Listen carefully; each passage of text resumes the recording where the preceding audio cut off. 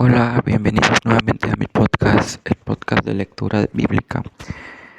Anteriormente leímos lo que es el capítulo 4 de Job en la nueva versión internacional, NBI de la Biblia. Así que si quieren darle un vistazo a los 4 capítulos anteriores para estar en contexto a lo que es el capítulo 5. Vemos, pues, empezamos recordando el capítulo anterior donde Elifaz, el amigo de Job, lo incriminaba hasta cierto punto de pensar que él tenía la culpa de los pecados que le estaban sobreviniendo.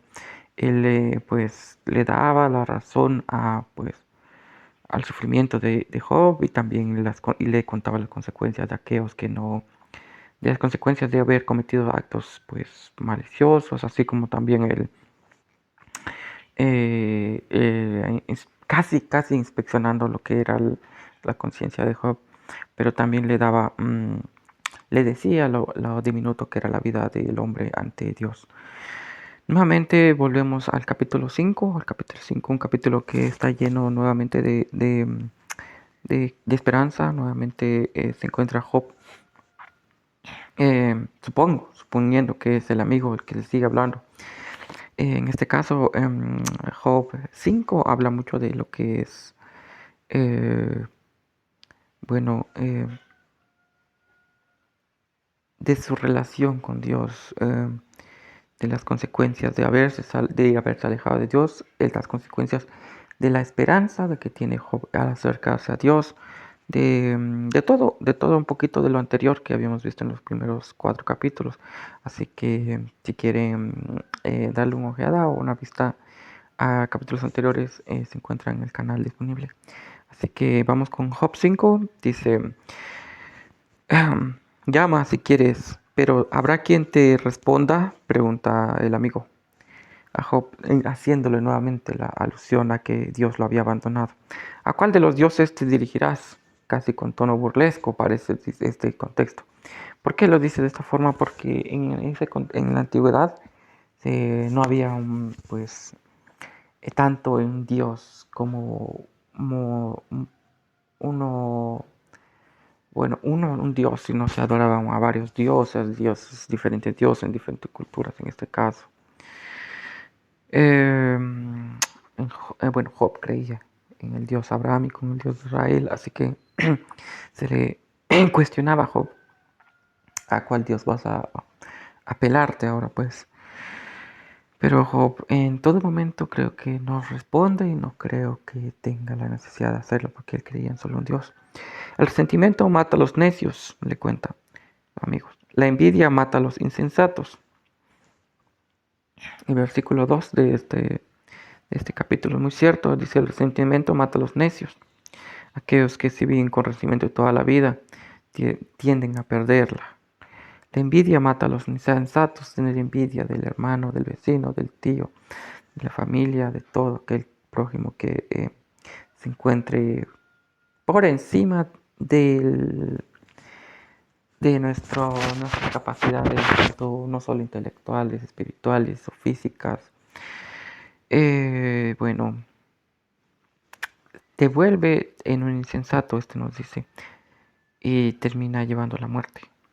Versículo 3, prosigamos. Yo mismo he visto al necio echar raíces, pero de pronto su casa fue maldecida. Sus hijos distan mucho de estar a salvo. En el tribunal se les oprime y nadie los ofende. Los hambrientos que comen su cosecha. Esto es muy importante, esto es algo que toma mucho énfasis. Vamos a terminar el versículo 5. Los hambrientos se comen su cosecha y recogen dentro de las espinas. Perdón. Y la recogen de entre las espinas, los sedientos se beben sus riquezas. Aquí vemos un mal que se ve, bueno, una consecuencia muchas veces de lo que se ve en el mundo físico, en el mundo pues mundano, en el mundo no espiritual, en el mundo que nosotros vemos, creemos y pensamos que es nuestra realidad. Vamos, estos dos versículos muy importantes, hay que recalcarlos. Me llamaron mucho a mí personalmente la atención porque es algo que he visto, pues, casi experimentado de primera mano, como en mi familia, con mis amigos, con muchas personas. Eh, Muchas personas, muchos familiares, muchos amigos, muchos conocidos. Y también muchos de los que oyen este podcast sabrán identificarse con esto. Dice, sus hijos distan mucho de estar a salvos. Un padre que tiene un padre, por ejemplo, un padre necio, una madre necia, que solo piensan, pues, en las riquezas de este mundo, por ejemplo. O son necios o son, pues, perversos en cierto sentido. Sus hijos distan mucho de estar a salvo en el tribunal en el tribunal se les suprime. ¿Por qué? Porque muchas veces se descuidan, muchas veces se pierden el camino, pierden la dirección, como se dice. Y nadie los defiende. ¿Qué pasa? Que cuando tiene recursos, cuando la persona tiene recursos, se le aprecia y es así. En cualquier cultura, en cualquier parte del mundo es así. Se le aprecia, pero cuando lo pierde, llega a la insensatez y se llega a los tribunales, nadie los defiende. Este nos dice el versículo 4 de Job. Está el amigo, pues, casi contándole el sermón que él cree que Job puede estar pasando en ese momento. Los hambrientos se comen su cosecha y la recogen entre las espinas. Los sedientos beben sus riquezas. Es lo que Job estaba experimentando en ese momento, que él se daba cuenta de que estaba perdiendo todo prácticamente. ¿Qué le tocaba a Job en ese momento? Pues esperar de Dios simplemente. Y aunque las penas, prosigamos con el versículo 6. Y aunque las penas no brotan del suelo, ni los sufrimientos provienen de la riqueza, y aunque las penas no brotan del suelo, ni los sufrimientos provienen de la tierra, con todo el hombre nace para sufrir, tan cierto como que las chispas vuelan. Vemos aquí nuevamente ya dándole a Job la realidad de lo que anteriormente se le contaba. Y aunque las penas no brotan del suelo, ni los sufrimientos provienen de la tierra, con todo el hombre nace para sufrir, tan cierto como que las chispas vuelan. Si se trata de mí, yo apelaría a Dios, ahí dice Elifaz. Ante él expondría mi caso. Esto muchas veces pasa con nosotros. Quebramos, llegamos a nuestro punto, caímos tan bajo, como pueden decir por ahí. Hemos llegado casi al fondo de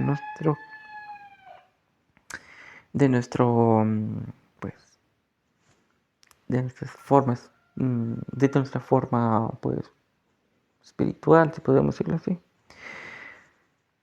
Lo que hace Job, el buen consejo que le da Elifaz es apelar a Dios.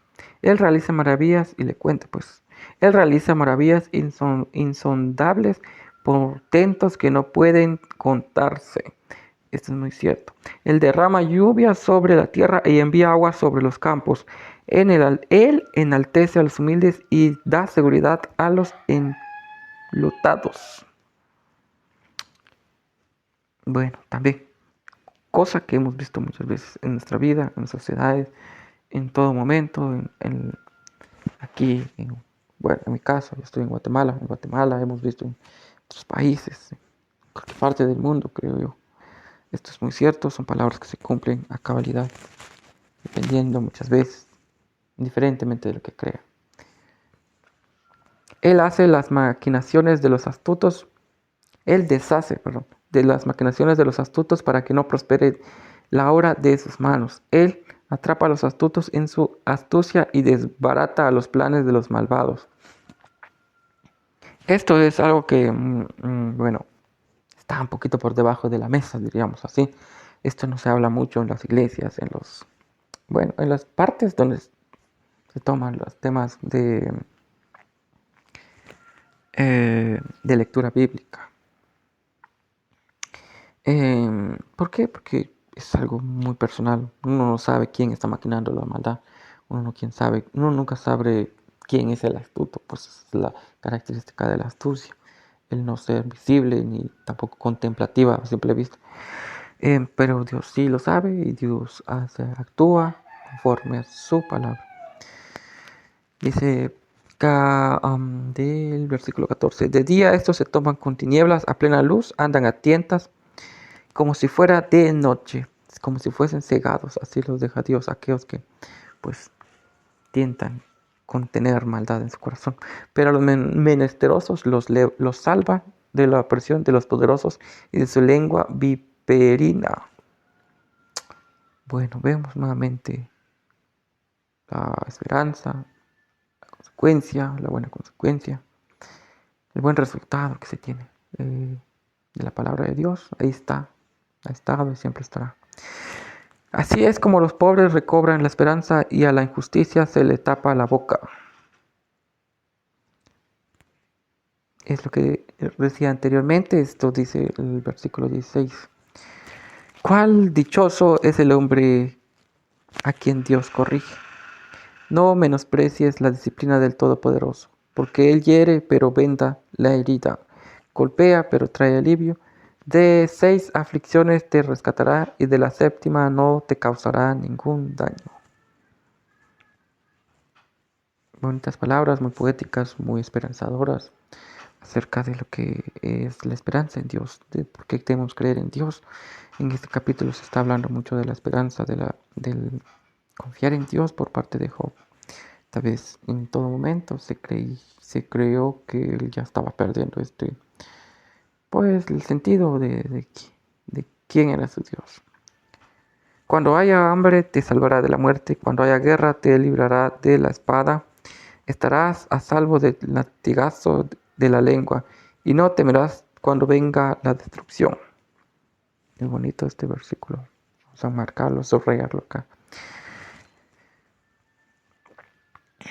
Te burlarás de la destrucción y del hambre, y no temerás a las bestias salvajes, pues harás un pacto con las piedras del campo, y las bestias salvajes estarán en paz contigo. Esperanzadoras, bonitas, refrescantes para el alma, para el espíritu, estas palabras. Para aquellos que alguna vez han sentido aflicción, han sentido injusticia en su vida, estos versículos lo entienden perfectamente.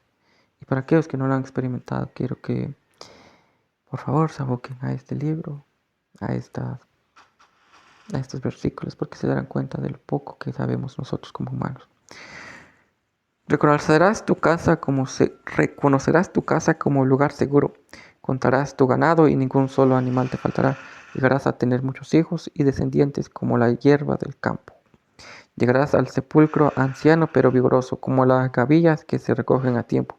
Esto lo hemos examinado y es verdad. Así, escúchalo y compruébalo tú mismo.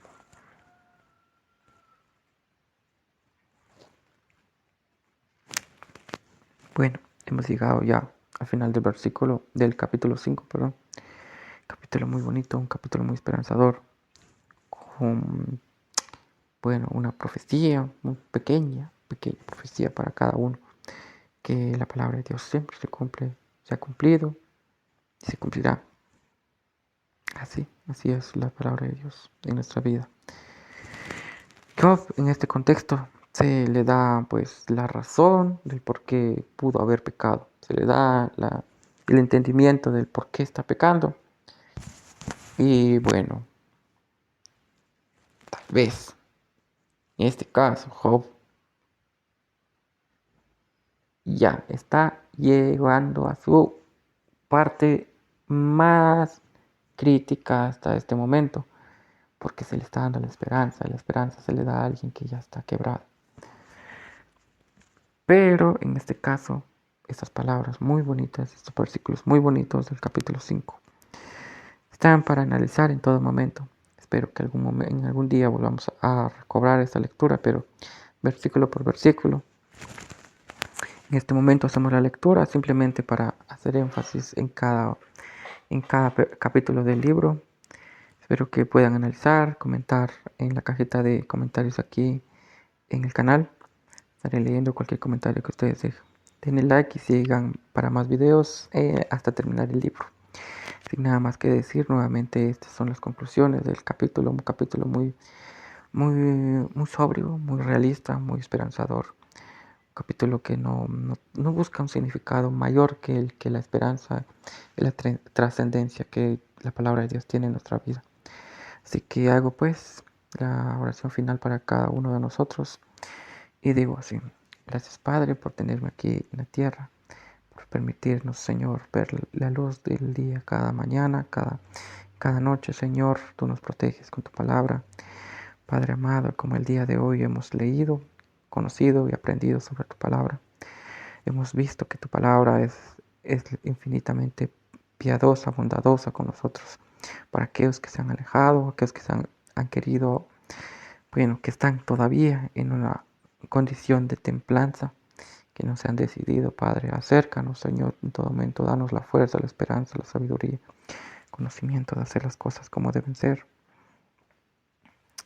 Eh, Señor amado, así pues, te doy las gracias por todo, Señor, por aquellos que escuchan la palabra esta mañana, por aquellos que escuchan la palabra, en donde estén, tú estás con ellos. Amén. Hasta pronto, nos vemos nuevamente y escuchándonos en el capítulo siguiente. Bye bye.